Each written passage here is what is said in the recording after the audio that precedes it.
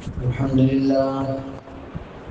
لله نحمده ونستعينه ونستغفره ونؤمن به ونتوكل عليه ونعوذ بالله من شرور أنفسنا ومن سيئات أعمالنا ونعوذ بالله من شرور أنفسنا ومن سيئات أعمالنا من يهده الله فلا مضل له ومن يضلل فلا هادي له ونشهد أن لا إله إلا الله وحده لا شريك له ونشهد أن سيدنا ومولانا محمدا عبده ورسوله صلى الله تعالى عليه وعلى آله وأصحابه وبارك وسلم تسليما كثيرا كثيرا. سورہ زمر کی تفسیر چل رہی ہے. گزشتہ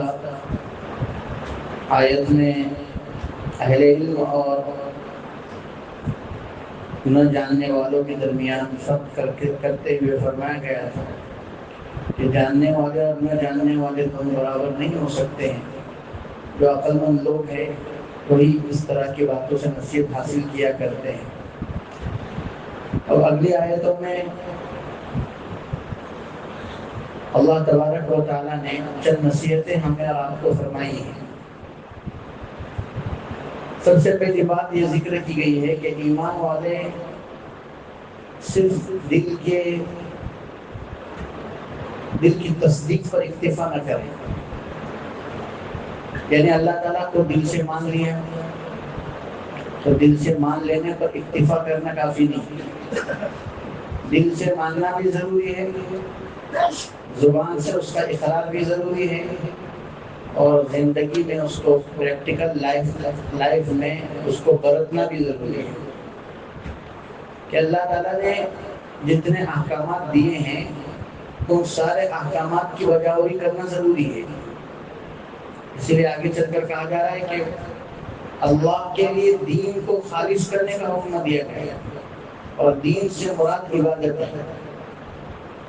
ہم نے دین سے مراد صرف نماز روزہ سمجھ لیا. نماز دین, روزہ دین, قرآن دین, اس کے سوا باقی باہر کی جو لائف ہے یہ دین نہیں.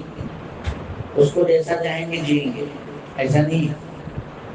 علماء نے ہماری زندگی کے کچھ 5 شعبے کیے ہیں. کتنے حصے ہیں زندگی کے؟ 5 حصے ہیں. ایک ہے عقائد کا. ایک کیا ہے؟ عقائد, یعنی جو چیزیں ہم لوگ دل سے فالو کرتے ہیں, ایکسیپٹ کرتے ہیں, مانتے ہیں. مسلمان جتنی چیزوں کو جو غیب کی باتوں کا علم رکھتا ہے وہ ساری چیزوں کا تعلق کس سے ہے؟ دل سے.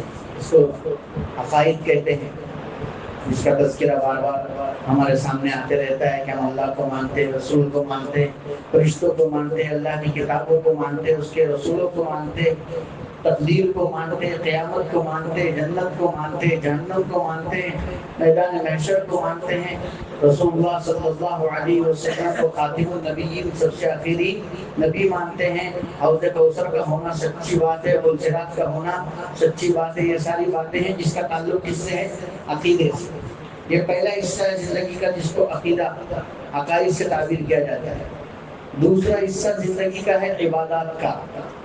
عبادت جس میں نماز, روزے, زکوٰۃ, حج, یہ سب چیزیں شامل ہیں. تو یہ بھی عبادت کا اور زندگی کا ایک حصہ ہے, عبادات. تیسرا حصہ ہے معاملات. معاملات یعنی ہم لوگوں کے ساتھ خرید و فروخت کرتے ہیں, مارکیٹ جاتے ہیں, بازاروں میں جاتے ہیں, لوگوں کے ساتھ خرید و فروخت کرتے ہیں. تو خریدنے کے کیا احکام ہیں, بیچنے کے کیا احکام ہیں, یہ بھی ہمیں سکھائے گئے. اس کے مطابق ہم خریدیں گے, بیچیں گے تو ہم دیندار بن جائیں گے. صرف نماز پڑھنے سے ہی دیندار بنیں گے ایسا نہیں.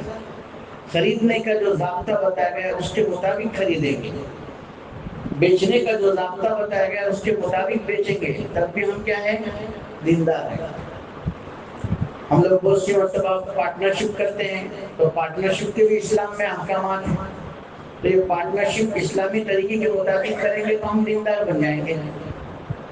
اسی طرح بہت سی مرتبہ ہم لوگ جو ہے کوئی چیز بھاڑے پر دیتے ہیں، لیتے ہیں، کرائے پر دینا لینا، اجرت پر لینا دینا جس کو کہتے ہیں، تو یہ جو اجرت پر دی جانے والی چیزیں، لی جانے والی چیزیں ہیں، جہاں پر بھی ہم کسی کو کوئی چیز اجرت پر دے رہے ہیں یا لے رہے ہیں، اس کو اسلامی طریقے کے مطابق دیں گے اور لیں گے تو ہم کیا بن جائیں گے؟ دیندار بن جائیں گے۔ حلال چیزوں کو خریدیں گے تو دیندار بن جائیں گے، حرام چیزوں کو خریدیں گے تو بے دین بن جائیں گے۔ تو یہ معاملہ ہمارے یہ بھی دین کا حصہ ہے۔ اور چوتھی چیز ہے معاشرت۔ معاشرت کہتے ہیں انسان جن لوگوں کے ساتھ، انسان کے لیے جن لوگوں کے ساتھ مل جل کر رہنا ضروری ہوتا ہے، ایسے لوگوں کے ساتھ اچھے سے پیش آنا۔ اس کے ساتھ مل جل کر رہنا یعنی انسان کبھی اکیلا رہ نہیں سکتا ہے۔ ایسا بہت کم ہو سکتا ہے کہ کوئی انسان اکیلا ہی رہ جائے۔ انسان کو ضرورت ہے کہ اس کے ساتھ کوئی رہے، اس کے ساتھ کوئی مصاحبت اختیار کرے، اس کے ساتھ کوئی لائف میں رہے۔ تو لائف میں کون رہے گا؟ اس کی بیوی رہے گی، اس کے بچے رہیں گے، اس کے بھائی بہن رہیں گے، اس کے والدین رہیں گے۔ تو یہ ہمارے گھر والے جو لوگ ہیں رشتے دار، ان رشتے داروں کے ساتھ اچھا سلوک کرنے کا، ان کے رشتے کو جوڑنے کا، ماں باپ کے حقوق ادا کرنے کا، بچوں کے حقوق ادا کرنے کا، اور بیوی کے حقوق ادا کرنے، شوہر کے حقوق ادا کرنے، بھائیوں اور بہنوں کے حقوق ادا کرنے، پڑوسیوں کے حقوق ادا کرنے، یہ ساری چیزیں جو بتائی گئی ہیں اسلامی طریقے کے مطابق ہم ان کے حقوق کو ادا کریں گے تو ہم دیندار بن جائیں گے۔ اور اگر ان چیزوں کو ہم نے نہیں کیا، فالو نہیں کیا، ایکسیپٹ نہیں کیا، اس پر عمل نہیں کیا تو ہم بے دین ہیں۔ چاہے ہم نماز کتنی اچھی پڑھتے ہو لیکن بیوی کے حق کو ادا نہیں کر رہے ہیں، ہم بے دین ہیں۔ شوہر کے حق کو ادا نہیں کر رہی بیوی، کتنا ہی نماز اچھی پڑھتی ہو، روزہ رکھتی ہو، وہ بے دین ہے۔ دین پورا زندگی میں آنے کے لیے ان پانچوں شعبوں میں ہمیں اسلام کو برتنا پڑے گا، تب جا کر کے ہم سچے کیا بن جائیں گے؟ دیندار بن جائیں گے۔ اور ہمیں وہی دیندار بننا ہے جس کا مطالبہ اللہ تعالیٰ ہم سے کرتا ہے۔ اسی طرح پانچویں چیز ہے اخلاق۔ اخلاق کس کو کہتے ہیں؟ ہمارا دل تمام گندگیوں سے پاک ہو۔ ہمارا دل تمام گندگیوں سے کیا ہو؟ ہمارے دل میں کسی کے لیے جلن نہ ہو، ہمارے دل میں کسی کے لیے جو ہے کینہ نہ ہو، عداوت نہ ہو، دشمنی نہ ہو، کسی کا ہم برا نہ چاہے، ہر ایک کی خیر خواہی کرے، ہر ایک کا اچھا سوچے، کسی کی اچھائی دیکھیں تو ہم اس کے لیے دعائیں کر کے اس میں اضافے کی دعا کریں، ہمیں وہ اچھی لگے۔ کسی میں اگر کوئی عیب ہے تو اس عیب کی اصلاح کرنے کی کوشش کریں، اس کے عیب کو لوگوں کے سامنے ہم بیان نہ کریں۔ اسی طرح کسی کی برائیوں کو لوگوں میں تذکرہ نہ کریں۔ اگر ہم کو واقعی کسی کی برائی لگتی ہے تو ہم اس کے کام تک بات پہنچا دیں، لوگوں میں اس کے تذکرے کرتے نہ رہیں، لوگوں کے عیبوں کو چھپائیں۔ یہ سب چیزیں جس کا تعلق دل سے ہے، یہ سب کیا کہلاتا ہے؟ اخلاق کہلاتا ہے۔ سمجھ میں کہ نہیں؟ بات کسی سے اچھے سے کرنا یہ بھی اخلاق میں ہے، کسی سے جو ہے اچھے برتاؤ سے پیش آنا یہ بھی اخلاق میں ہے، کسی کی تکلیف کو دور کرنا یہ بھی اخلاق میں ہے، کسی مسلمان کو اور کسی بھی انسان کو خوش کر دینا یہ بھی اخلاق میں ہے، اس روتے ہوئے کو ہنسانا یہ کیا ہے؟ اخلاق میں ہے، کسی کا موڈ آف ہے تو اس کو آن کرنا، اس کو چینج کرنا، اس کے دل کو اچھی لگنے والی بات کہہ دینا یہ بھی کیا ہے؟ اخلاق ہے۔ تو یہ ساری چیزیں جو ہے پانچوں شعبے جب ہم اسلامی طریقے کے مطابق برتیں گے، اسلامی طریقے کے مطابق ہم پانچوں شعبوں میں چلیں گے تب جا کر کے ہمارے اندر دین آئے گا۔ اسی کا مطالبہ یہاں اللہ تعالیٰ نے ہم سے فرمایا ہے قُلْ يَا عِبَادِي الَّذِينَ آمَنُوا اتَّقُوا رَبَّكُمْ، کہ اے پیغمبر کہو، ان سے کہو کہ اے میرے وہ بندو جو ایمان لے آئے ہو، اتقوا ربکم، اپنے رب سے ڈرو۔ اپنے رب سے ڈرنے کا مطلب کیا ہے؟ اپنے رب سے ڈرنے کا مطلب یہ ہے، ڈرنے کا مطلب ہم لوگ تو یہ سمجھتے ہیں تقویٰ، اتقوا ربکم، تقویٰ اختیار کرو۔ تقویٰ کیا چیز ہے؟ تقویٰ یہ نہیں ہے کہ آدمی رات بھر عبادت کرتا رہے، تقویٰ یہ نہیں ہے کہ آدمی جو ہے ہر وقت مسجد میں ہی بیٹھا رہے، ایسا نہیں۔ تقویٰ اس کا نام ہے کہ جیسا کہ بات چلی تھی کہ پانچوں شعبوں میں اللہ کے جو جو حکم ہیں ان حکموں کو پورا کرنے کا نام کیا ہے؟ عقائد ہمارے اہل سنت و جماعت کے عقائد کے مطابق ہوں تو ہم متقی ہیں، عبادتیں ہماری صحیح طریقے سے ہو، نماز صحیح ہو، روزہ صحیح ہو، زکوٰۃ صحیح ہو، حج صحیح ہو تو ہم متقی ہیں، معاملات ہمارے صحیح ہوں، خرید و فروخت میں، بیچنے خریدنے میں، بھاڑے پہ اور کرائے پہ اجرت پر دینے لینے میں، پارٹنرشپ کرنے میں ہم صحیح ہوں، ایماندار ہو تو ایسی صورت میں ہم متقی ہیں، یہ اختیار کرنے کا حکم دیا گیا۔ اسی طرح بیوی بچوں کے ساتھ، والدین کے ساتھ، بھائیوں اور بہنوں کے ساتھ، پڑوسیوں کے ساتھ اچھا سلوک ہماری طرف سے ہو رہا ہے، ہم ان کو ستاتے نہیں، تکلیف نہیں دیتے ہیں، تب تو ہم کیا ہیں؟ متقی ہیں، صحیح مسلمان ہیں۔ اسی طریقے سے ہمارا دل سب کے لیے اچھا ہے تو ہم کیا ہے؟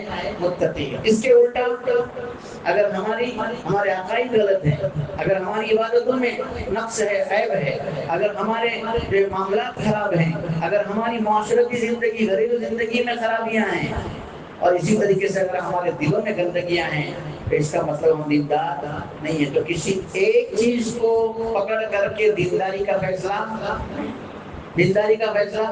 ہمارے تو کیا ہوتا ہے؟ بہت نماز پڑھتے ہیں تو بہت دیندار ہے، کیا بولتے ہیں؟ بہت دیندار آتا ہے، زیادہ تسبیح لاتا ہے تو کیا بولتے ہیں؟ بہت دیندار آتا ہے۔ تو دینداری کا تعلق تسبیح سے نہیں ہے، تسبیح تو اوپر کی چیز ہے، تلاوت اور بہت زیادہ نمازیں یہ تو اوپر کی چیز ہے۔ اصل دینداری یہ ہے کہ ہمارے عقائد بھی صحیح ہوں، ہمارے عبادتیں بھی صحیح ہوں، ہمارے معاملات بھی صحیح ہوں، ہماری معاشرت بھی صحیح ہو اور ہمارے اخلاق بھی درست ہوں، تب جا کر کے ہم کامل دیندار کہلائیں گے۔ اور فرمایا کہ اے ایمان والو اپنے رب سے ڈرو، للذین احسنوا فی ہذہ الدنیا حسنہ، جو لوگ اس دنیا میں اچھے کام کرتے ہیں ان کے لیے اسی دنیا میں ہی اچھائیاں ہیں، اللہ ان کو صحت بھی دیتا ہے، ان کے روزی میں برکت بھی دیتا ہے، اچھے کام کرنے والوں کی روزی میں برکت بھی دیتا ہے، ان کو صحت بھی دیتا ہے، ان کے لیے اللہ تعالیٰ کی طرف سے ہمیشہ رحمت کے فیصلے ہوتے ہیں، ان کو ہر حال میں دل میں سکون رہتا ہے، چاہے پریشانیاں کتنی ہو لیکن دل میں کیا رہتا ہے؟ سکون رہتا ہے۔ تو دل کا سکون حاصل ہونا نعمت ہے، دل کا سکون حاصل ہونا کیا ہے؟ نعمت ہے۔ پریشانیاں تو انبیاء کو بھی بہت آئی، نبیوں کو بھی بہت ستایا گیا، اور ہمارے اور آپ کے آقا سیدنا محمد رسول اللہ صلی اللہ علیہ وآلہ وسلم کو تو سب سے زیادہ ستایا گیا۔ اس کے باوجود آپ کے ساتھ آپ کا معاملہ یہ ہے کہ آپ کا قلب ہر وقت کیا ہے؟ اللہ کے فیصلوں پر مطمئن ہے۔ تو ہمیں بھی یہی بات پیدا کرنی ہے کہ حالات کتنی خراب ہو، ہمارے دل میں کیا ہونا چاہیے؟ سکون ہونا چاہیے۔ اللہ تعالیٰ ہم سب کو نصیب فرمائے۔ تو اللہ تعالیٰ تقوی کی برکت سے بہت ساری نعمتیں عطا فرمایا کرتا ہے کہ اللہ صحت دیتا ہے، عافیت دیتا ہے، مدد کرتا ہے، اسی طریقے سے لوگوں کے دلوں میں عزت دیتا ہے، مالداری عطا کرتا ہے، اور جو آدمی اچھے کام کرتا ہے آخرت میں اس کے لیے ثواب بھی ہے۔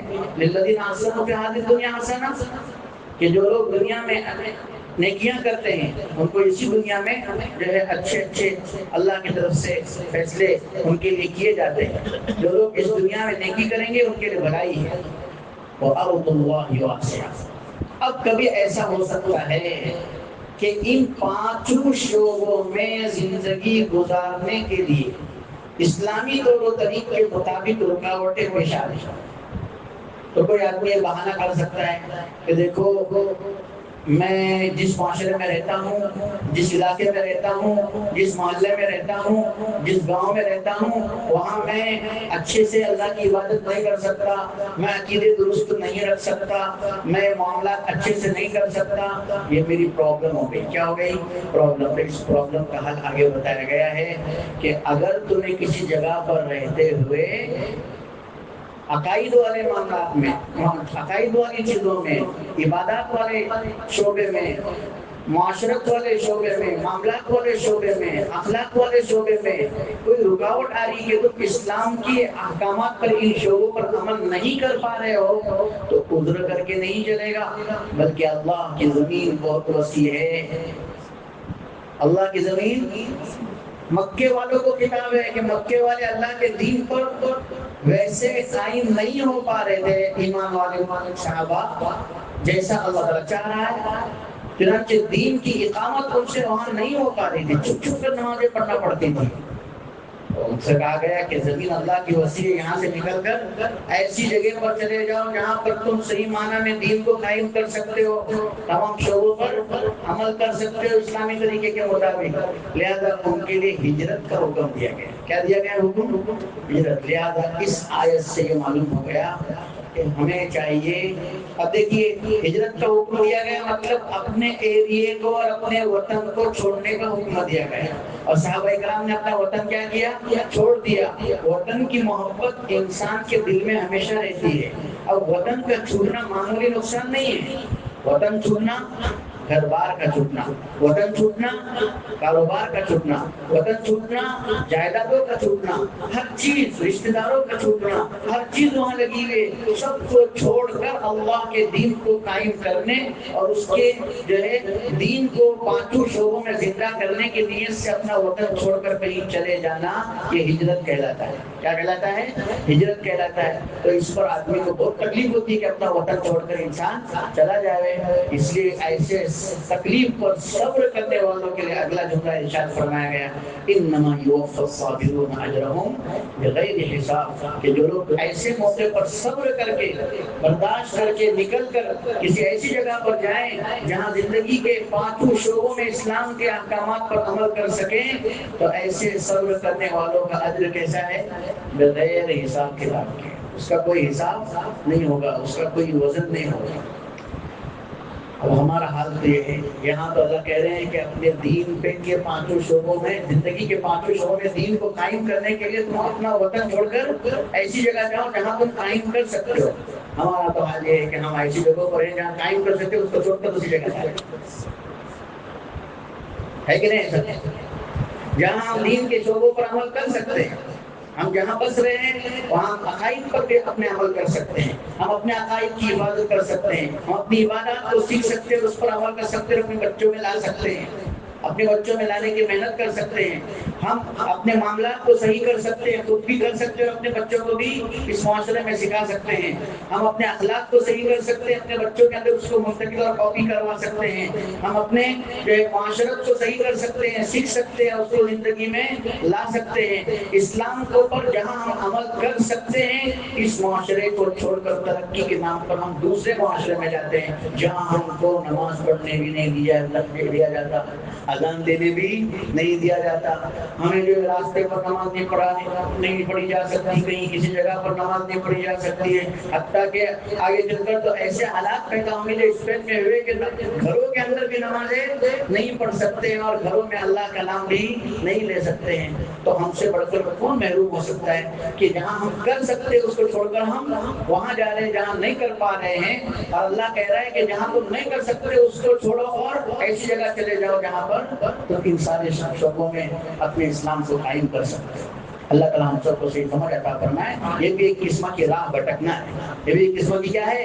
راہ بھٹکنا ہے. اور میں اس پر کئی مرتبہ اس سے پہلے عرض کر چکا ہوں کہ اگر ہم نے یہ جو اللہ والا جو معاشرہ ہے، جہاں پر اللہ کی صدائیں ہر وقت ہمارے کانوں میں آ رہی ہیں، جہاں اللہ کا نام ہمارے ہر وقت کانوں میں آتا ہے، پانچ وقت کی نمازیں، اس کے اذانیں، اس کا نام گونج رہا ہے، مسجد والا ماحول نظر آ رہا ہے، ایسے معاشرے کو چھوڑ کر ہم جب ایسے معاشرے میں جاتے ہیں جہاں یہ سب نہیں ہے، اللہ محالہ ایک نسل کے بعد جو دوسری نسل آتی ہے ان کی وہ نسل بگڑی ہوئی آتی ہے.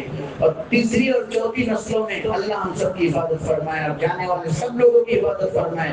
تیسری اور چوتھی نسلوں میں بے دین اور زندیق اور مرتد اور کافر جیسے لوگ پیدا ہو جاتے ہیں. ان کو دوسروں کا دین پسند آنے لگتا ہے اور اس کو ایکسپٹ کرتے ہیں اور ہم اپنے پرانے دین کو کیا کر دیتے ہیں؟ چھوڑ دیتے ہیں. تو اس کا نقصان کون برداشت کرے گا؟ کہ ہم اللہ کو جواب دے سکتے ہیں کہ ہم نے اپنے بچوں کا نقصان کیا؟ اس لیے بہت ضروری ہے کہ ہم اللہ تعالیٰ کی جو تعلیمات ہیں ان کو اپنی زندگی میں لانے کی کوشش کریں.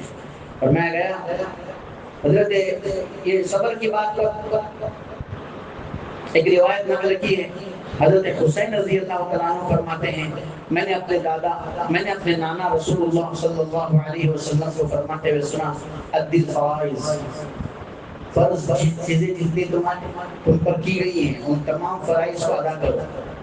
جب تم سارے فرائض کو ادا کرو گے، فرائض کا مطلب جیسے ابھی سمجھایا صرف 5 فرض نہیں، چاہے عبادات کے فرائض ہوں، معاملات کے فرائض ہوں، معاشرت کے فرائض ہوں، اخلاقیات کے فرائض ہوں، ان فرائض پر عمل کرو تکن تم سب سے بڑے عبادت گزار کہلاؤ گے، تکن من اعبد الناس۔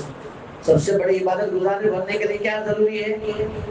بولو بولو، سب سے بڑا عبادت گزار بننے کے لیے کیا ضروری ہے؟ فرائض پر عمل کرنا، جو چیزیں فرض ہے اس کو ایکسپٹ کرنا، اس پر عمل کرنا۔ ہمارا حال الٹا ہے، جو بہت نفلیں پڑھتا ہے بولے وہ بہت بڑا عبادت گزار۔ حضور کیا فرما رہے ہیں؟ جو سب فرائض پر عمل کرتا ہے وہ مطلب یہ ہے کہ جو نماز بھی صحیح پڑھتا ہے، روزے بھی صحیح رکھتا ہے، زکوٰۃ بھی صحیح ادا کرتا ہے، حج فرض ہے تو اس کو بھی ادا کرتا ہے، اسی طرح صدقۃ الفطر ادا کرتا ہے، پھر یہ کہ اپنے بیوی کے حقوق ادا کرتا ہے، بیوی ہے تو شوہر کے حقوق پورا کرتی ہے، ماں باپ کے حقوق پورا کرتے ہیں، فرض چیزیں ہیں، ماں باپ کے حقوق پورے کرتے ہیں، بچے ہیں تو بچوں کی ذمہ داریاں ہم پر فرض ہے اس کو ہم کیا کرتے ہیں؟ پورا کرتے ہیں، بھائی بہنوں کے حقوق کو ہم پورا کرتے ہیں۔ یہ سارے فرائض جب پورے ہو جائیں گے تو اللہ کے رسول فرما رہے کہ تم سب سے بڑے عبادت گزار ہو جاؤ گے۔ وعلیک بالقنوع تکن من اغنی الناس، اور فرمایا کہ قناعت اختیار کرو، جو ملا الحمدللہ، جو ملا اس پہ کیا کرو؟ الحمدللہ، اس پر بس کیا کرو۔ بہت زیادہ لالچ اور بہت زیادہ ہرس میں مت پڑو، لوگوں میں سب سے بڑے مالدار تم بن جاؤ گے۔ تمہارا دل بڑا ہونا چاہیے، تمہاری مالداری کے لیے تمہارے پاس بہت سا مال نہیں ہونا چاہیے، بلکہ تمہارے دل میں غنا ہونا چاہیے، جو ملا الحمدللہ۔ اپنی نعمت کو بڑا سمجھو، جب اپنی نعمت کو چھوٹا اور دوسروں کی نعمتوں کو بڑا سمجھو گے تو لالچی بن جاؤ گے۔ اور ہمارا حال یہی ہو جاتا ہے، ہم اپنے آپ کو کمپیئر کرتے کس سے؟ اپنے سے بڑے پیسے والے سے، اپنے سے بڑے مالدار سے، اپنے سے بڑے سہولیات اور آرام دہ چیزوں کو اختیار کرنے والوں سے۔ جب ان سے ہم اپنے آپ کو کمپیئر کرتے تو ہم کو لگتا ہے کہ ہمارے پاس کچھ نہیں ہے، لیکن اللہ تعالیٰ نے مجھے اور آپ کو جو دیا ہے، اگر ہم اپنے سے نیچے والے سے اس کو کمپیئر کریں گے تو ہمیں اس کی قیمت پتہ لگے گی کہ میں آج دیکھ رہا ہوں اندھا آدمی کیا کرتا ہوگا، آج میں بول رہا ہوں جس کے پاس بولنے کے لیے زبان نہیں وہ کیا کرتا ہوگا، آج میں سن رہا ہوں جو بہرا ہوگا وہ کیا کرتا ہوگا، آج میرے ہاتھ اور پیر چل پھر رہے ہیں جس کے پاس یہ نہیں ہے وہ کیا کرتا ہوگا، آج میری سمجھ کام کر رہی ہے جس کے پاس سمجھ نہیں، جو پاگل ہے، مجنون ہے، بیوقوف ہے، لوگ اس کو ہنستے ہیں، اس کا کیا حال ہوگا۔ اب ایسی چیزوں کو ہم سوچیں گے تو ہمارے پاس جو نعمت ہے اس کی ہمیں قدر پیدا ہو جائے گی۔ ہاں آج جو ہے ایسے لوگ بھی ہیں جن کو کھانے کے لیے ایک وقت کی روٹی بھی نہیں ہے، ان کا حال سوچیں گے تو ہمارے پیٹ میں 2 وقت میں اگر چائے بھی جا رہی تو اس پر کیا ہوگا؟ شکر ادا ہوگا۔ اور دوسرے کے ہوٹل میں اچھے اچھے کھانے ہم دیکھیں گے، اللہ محالہ یہی پیدا ہوگا کہ یار میرے کو تو سوکھی روٹی کھانی پڑ رہی، حالانکہ وہ سوکھی روٹی بھی کیا ہے؟ نعمت ہے۔ نبی کریم صلی اللہ تعالیٰ علیہ وسلم بھوکے ہیں، گھر سے دوپہر کے وقت میں نکلتے ہیں، آپ کے ساتھ میں آپ کے 2 صحابہ حضرت ابوبکر اور حضرت عمر بھی نکلتے ہیں۔ پہلے حضرت ابوبکر سے ملاقات ہوتی ہے، تو کہاں جا رہے ہیں؟ بھوک نے گھر سے باہر نکالا۔ حضور نے فرمایا کہ مجھے بھی اسی چیز نے گھر سے باہر نکالا۔ حضرت عمر سے ملاقات ہوتی ہے، کہاں جا رہے ہیں؟ بھوک کی وجہ سے پریشان ہو کر گھر سے باہر نکلا ہوں، کوئی کچھ انتظام کہیں سے ہو جائے تو پیٹ بھر لوں گا، پیٹ میں کوئی چیز ڈال دوں گا، منہ میں کوئی چیز لے لوں گا۔ تو اس پر یہ دونوں حضرات کہتے ہیں کہ تمہیں جس چیز نے گھر سے باہر نکالا ہے مجھے بھی اسی چیز نے گھر سے باہر نکالا ہے۔ تو کون ہے؟ کائنات کے سب سے زیادہ اونچے انسان، سب سے زیادہ فضیلت والے، سارے جہانوں کے لیے جو شخصیت رحمت بن کے آئی، وہ بھوک کی وجہ سے پریشان ہو کر گھر سے باہر نکلتی ہے۔ ان کے ساتھ انبیاء کے بعد سب سے زیادہ عزت والے جو 2 لوگ ہیں، سیدنا ابوبکر اور سیدنا عمر، یہ بھی بھوک سے پریشان ہو کر گھر سے باہر نکل رہے ہیں۔ ایک انصاری کے باغ میں چلے جاتے ہیں، آواز لگاتے ہیں باہر سے رسول اللہ صلی اللہ علیہ وسلم، تو اندر سے کوئی جواب نہیں آتا ہے۔ دوسری مرتبہ سلام کیا، کوئی جواب نہیں، تیسری مرتبہ سلام کیا، کوئی جواب نہیں۔ اب آپ لوٹنے کا ارادہ کر ہی رہے تھے، اتنے میں وہ انصاری صحابی کا ایک چھوٹا سا گھر اس باغ میں موجود تھا، اس گھر سے ان کی بیوی نے اندر سے آواز لگائی کہ اللہ کے رسول آ جائیے، وعلیکم السلام ورحمۃ اللہ وبرکاتہ، آپ کا اتفاق خیر مقدم، آپ تشریف لائیے۔ حضور نے پوچھا کہ ارے میں تو 3 مرتبہ سلام کیا، جواب کیوں نہیں دیا؟ اگر بلانا تھا تو میں تو واپس جانے کے ارادے سے پھر رہا تھا۔ انہوں نے عرض کیا کہ حضور آپ کی آواز کانوں میں آنا یہ زیادہ پسند تھا، اس لیے ایک بار سے نہیں، دو بار سے نہیں، 3 بار آپ کی آواز کانوں میں لینا پسند کرتی تھی، اس لیے آپ کی سلامتی کی دعا لینا چاہتی تھی۔ اس بنیاد پر میں نے جواب نہیں دیا۔ اب نبی کریم صلی اللہ علیہ وسلم یہ گفتگو کر ہی رہے تھے، اتنے میں انہوں نے پوچھا کہ تمہارے شوہر کہاں ہیں؟ ابھی پانی لینے کے لیے گئے ہیں، لے کر آ ہی رہے ہوں گے۔ اتنے میں وہ بھی سامنے سے آ گئے تو کہنے لگے اللہ اکبر کبیرہ، آج جیسے مہمان میرے گھر پر کبھی نہیں آئے، آج جیسے مہمان میرے گھر پر کبھی نہ آئے۔ کون وہ مہمان تھے؟ اللہ کے رسول اور شیخین تھے۔ چنانچہ فوراً انہوں نے اپنے گھر سے حضور صلی اللہ علیہ وسلم کو پانی پیش کیا اور کھجوریں پیش کی، مختلف قسم کی کھجوریں لا کر سامنے رکھ دی، خوشہ لا کر رکھ دیا کہ آپ اس میں سے جو چاہے پسند کر کے کھائیں۔ کچی کھجوریں بھی تھی، پکی کھجوریں بھی تھی۔ اس کے بعد فوراً جو ہے چھری لے کر جانے لگے۔ نبی کریم صلی اللہ علیہ وسلم فرما رہے ایاک والحلوب، دودھ دینے والے جانور کو مت کاٹنا ہمارے لیے۔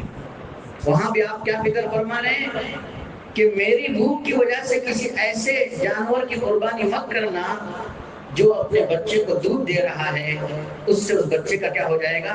نقصان ہو جائے گا۔ چنانچہ نبی کریم صلی اللہ علیہ وسلم اس فکر کے ساتھ فرما رہے کہ دودھ دیتے جانور کو مت کاٹنا۔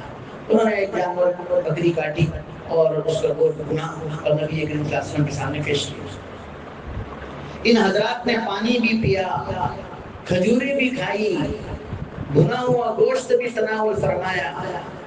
اخیر میں فرمانے لگے نبی کریم صلی اللہ علیہ وسلم کہ ان نعمتوں کے متعلق تم سے قیامت کے دن سوال کیا جائے گا۔ کیا کیا جائے گا؟ سوال کیا جائے گا۔ حضرت عمر کے ہاتھ میں کھجوریں تھی، پھینک دی زمین پر، تو جلالی تھی، زمین پر کھجوریں پھینک دی اور عرض کیا کہ اللہ کے رسول اتنے وقت کے فاقے سے ایک تو ہم کو کھانے کو ملا، اب اس پر بھی ہم سے کیا جائے گا؟ سوال کیا جائے گا۔ فرمایا ہاں سوال کیا جائے گا۔ ثم لتسألن یومئذ عن النعیم، پھر تم سے قیامت کے میدان میں ان نعمتوں کے متعلق پوچھا جائے گا کہ پانی پیا تو پانی پی کر اس نعمت کی کیا قدردانی کی، اللہ کا شکر بجا لائے یا پانی کو دیکھ کر شربت والے سے کمپیریزن کیا۔ اللہ تعالیٰ نے کھانے کے لیے کھجوریں دے دی، کھجوریں کھا کر اللہ کا شکر بجا لائے یا کھجوروں کو دیکھ کر مٹھائیوں سے کمپیئر کیا؟ یہ شکریہ پوچھا جائے گا اللہ تعالیٰ کے دربار میں۔ گوشت کھانے اللہ تعالیٰ نے دیا تو اس نعمت کی قدردانی کرنی چاہیے، نہ کہ یہ کہ آدمی کھائے اور پھر اس کے بعد اپنے آپ کو دوسروں سے کمپیئر کر کے اپنے کو نیچا اور دوسروں کو اپنے سے بڑا سمجھے۔ اللہ نے ہم کو جو دیا ہے وہ بہت کچھ دیا ہے، اس پر ہم کیا کریں؟ شکر بھی بجا لائیں اور اپنے لیے بس بھی کریں۔ کیا کہیں؟ بس اسی کو میں سمجھا رہا تھا۔ حضور فرما رہے ہیں علیک بالقنوع، قناعت اختیار کرو، سب سے زیادہ مالدار بن جاؤ گے۔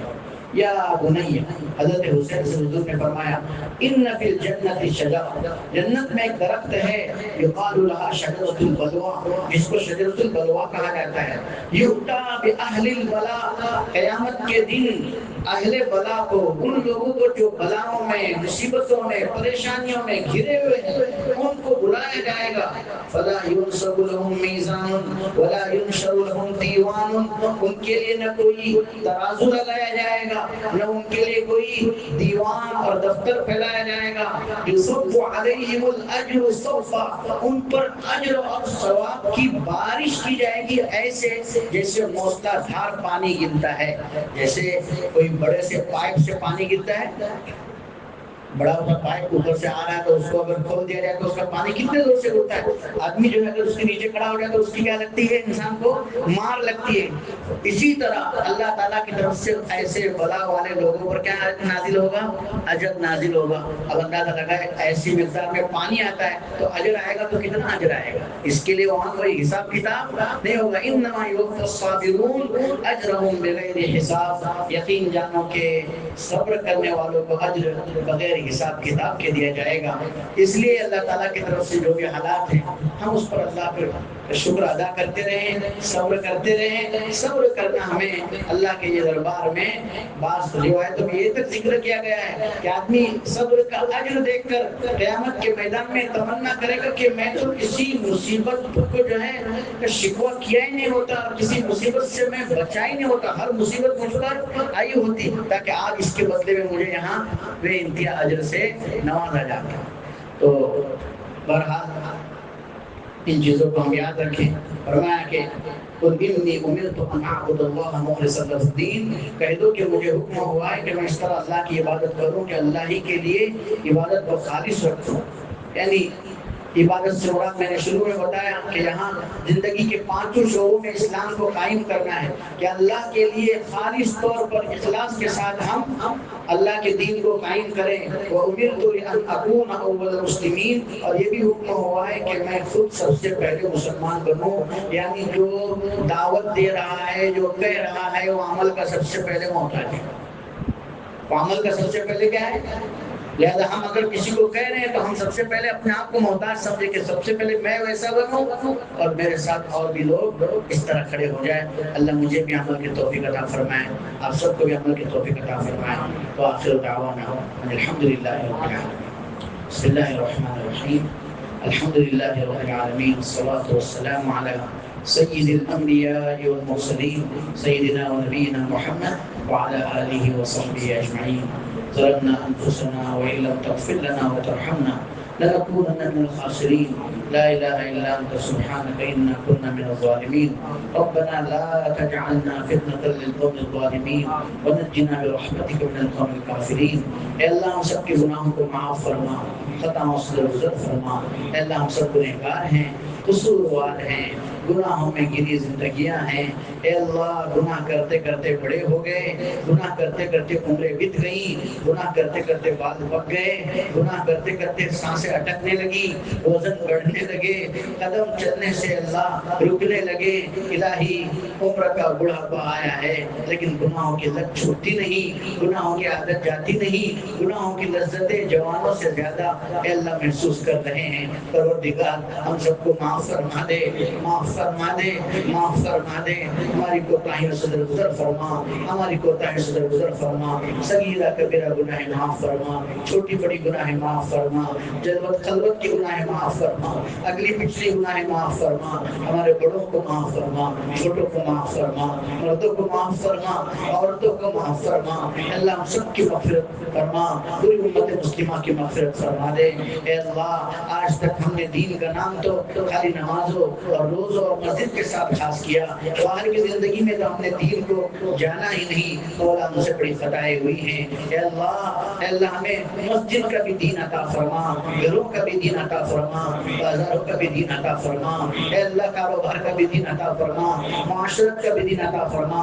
ہمارے دلوں کو اخلاق حسنہ نصیب فرما، دلوں میں پاکیزگی عطا فرما۔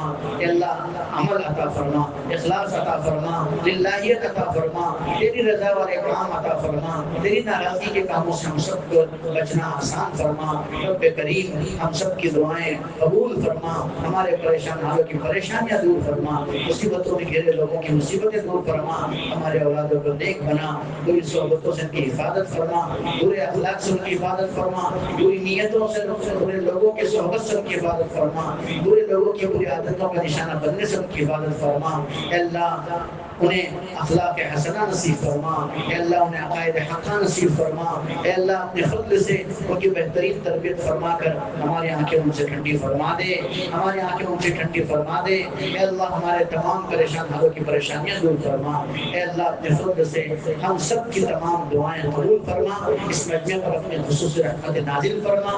ربنا تقبل منا انك انت السميع العليم وتب علينا انك انت التواب الرحيم۔ صلى الله وسلم وبارك على خير خلقه سيدنا ونبينا محمد وعلى آله وأصحابه أجمعين برحمتك يا أرحم الراحمين۔